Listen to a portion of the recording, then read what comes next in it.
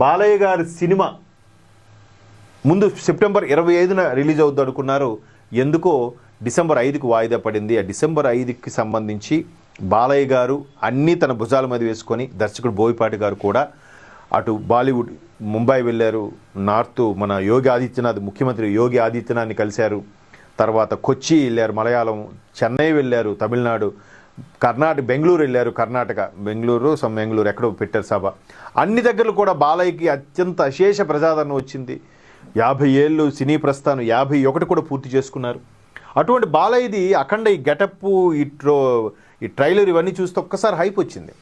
అయితే నిన్న premier shows నిన్న సాయంత్రానికి సమ్ టెక్నికల్ ఇష్యూస్ వల్ల ప్రీమియర్ షోస్ వేయలేకపోతున్నామండి. కోర్స్ ప్రభుత్వాలు కూడా పర్మిషన్ ఇచ్చేసాయి. ఆంధ్రప్రదేశ్ ప్రభుత్వం అయితే 600 ఎంతో ప్రీమియర్ షోకి పెట్టుకోవచ్చు అని కూడా డిక్లేర్ చేసింది. అంతకుముందు 1000 ఉండేది తగ్గించింది.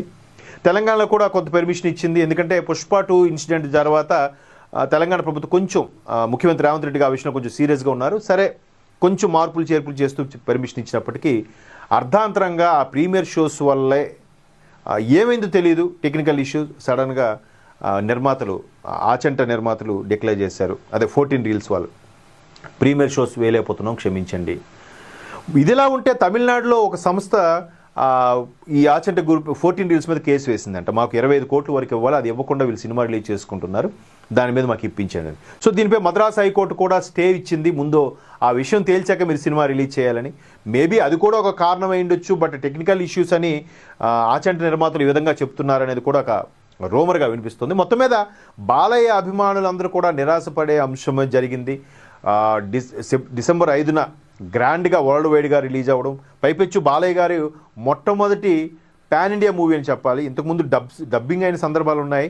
ఇంతకుముందు రిలీజ్ అయిన డాకు మహారాజ్ లాంటి సినిమాలు కూడా తెలుగు, తమిళ్, అలాగే హిందీ ఈ 3 భాషల్లో చేశారు, కానీ పాన్ ఇండియా లెవెల్లో పబ్లిసిటీ అయితే చేయలేదు.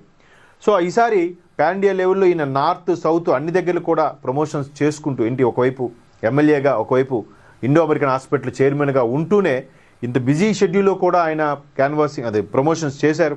అయినప్పటికీ ఈ సినిమా వాయిదా అనేది బాలయ్య ఫ్యాన్స్ బాగా డిసప్పాయింట్ అయ్యే అంశం. ఇది ఒక్కసారిగా ఫ్యాన్స్లో కాదు, సినిమా ఇండస్ట్రీలో కూడా చిన్న కుదేలు లాంటిదని చెప్పాలి. చూడాలి మరి ప్రభుత్వాలు కానీ ప్రభుత్వం కాదు, ఎస్పెషల్లీ ఇండస్ట్రీ ప్రొడ్యూసర్ కౌన్సిల్ లాంటివి ఎట్లా స్పందిస్తాయనేది ఇక్కడ మనం ప్రధానంగా ఒక వార్త చూడొచ్చు.